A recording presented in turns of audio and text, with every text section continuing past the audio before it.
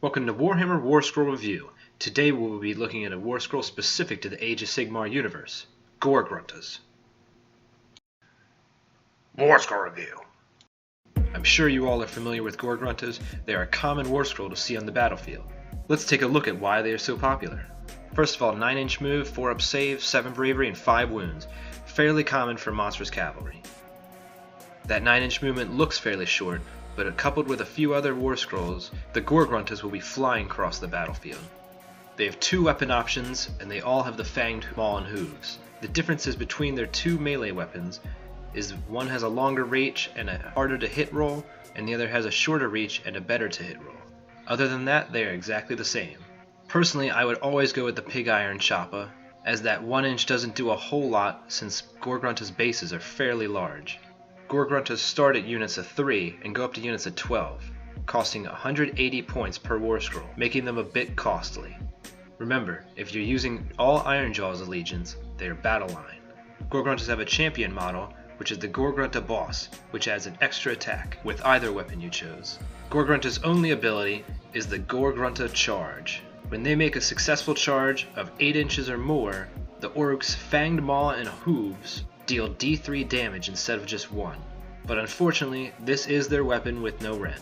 And being as 7 is the average roll on 2d6, you won't always be getting the buff even if you charged. There's a few ways to use Gore-Gruntas.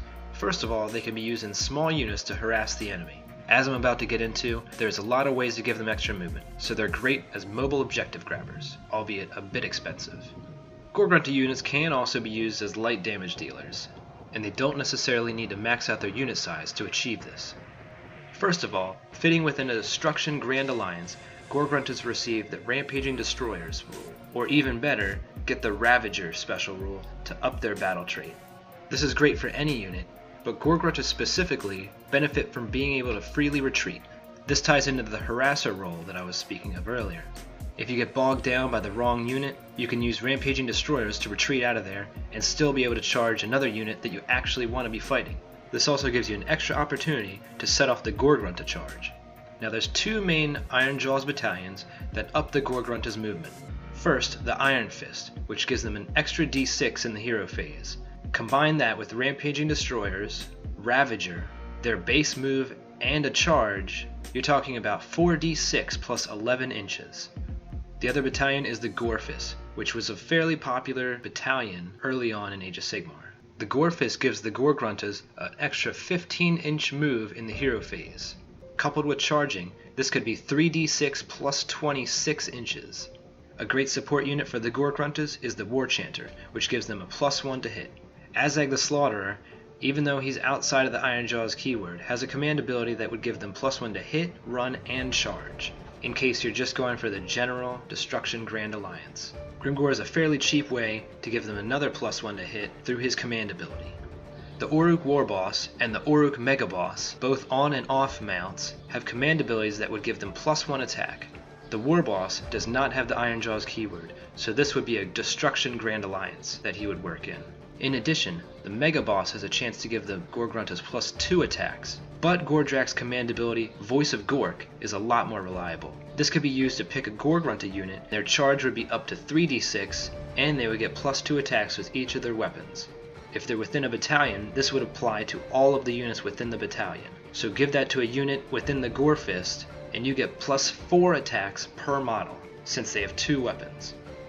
There's another battalion that includes the Gore-Gruntas. It's called the Bragoth's Beasthammer. It includes a Frostsword and Stonehorn, 2 units of Mournfags, and 2 units of Gore-Gruntas. I think this battalion, while probably not the best, is a lot of fun. It's one of the few interfaction battalions, and I was happy to have the opportunity to add Orcs to my Ogre army. It has 2 main benefits. First of all, it gives +1 to hit when Beastclaw Raiders units are within 6 inches of an Ironjaw's unit, which kind of makes the Gore-Gruntas into a more of a buffing unit, which when compared to other heroes, which are commonly slow and have only 5 wounds, the Gore-Gruntas are often superior. Games Workshop FAQ has ruled that a unit is within the range of itself, and this particular battalion gives the Gore-Gruntas the Beastclaw Raiders keyword. So technically, the Gore-Gruntas are always in range of themselves, thus always have the +1 to hit bonus. Let me know in the comments if this is also the way you all rule this. Now another great benefit of the Bragos Beast Hammer is the ability to, once per game, be able to pile in and attack twice with each of the units you've charged with. Obviously the great thing about Gore-Gruntas is the amount of attacks you can pump out of each model. So being able to pile in and attack twice gives them twice the amount of damage output. Relatively speaking, the Beastclaw Raiders battle trait is not quite as good as Rampaging Destroyers. You roll on the chart each turn, and basically the best option is reroll ones to save. You also have a chance to get a little bit extra move and deal some mortal wounds. But still, this is a bit inferior to the Rampaging Destroyers battle trait rule. If Gore-Gruntas are in the Bragos Beast Hammer, they can benefit from the Frostlord's command ability, which would let you re-roll the charges for nearby Gore-Gruntas, making their charge bonus a bit more reliable.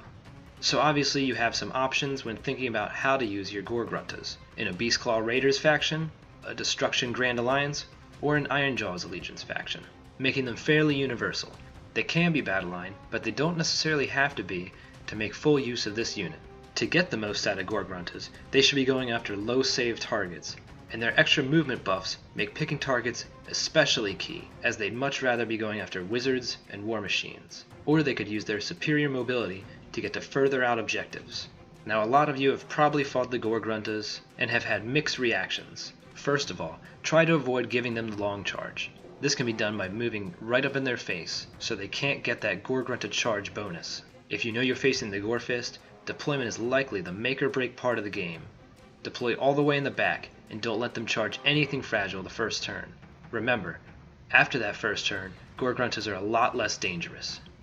If you're fighting the Bragos Beast Hammer, try to knock out the Gore-Gruntas a bit earlier since they are buffing the Mournfangs and a Frostlord on Stonehorn. The best way to beat them, or at least bog them down, is throwing big units, preferably ones with decent saves, into combat with them. Like most cavalry, tar pitting is one of their biggest weaknesses. With all that said, Gore-Gruntas receive a 3 out of 5 because they don't hit exceptionally hard, but they can move quick and put out a lot of attacks, making them good in certain situations. What do you all rate the Gore-Gruntas? Am I missing any cool synergies or tactics with them? Please leave your answer in the comments, and be sure to let me know any Warscrolls you'd like to see covered. Thanks for watching.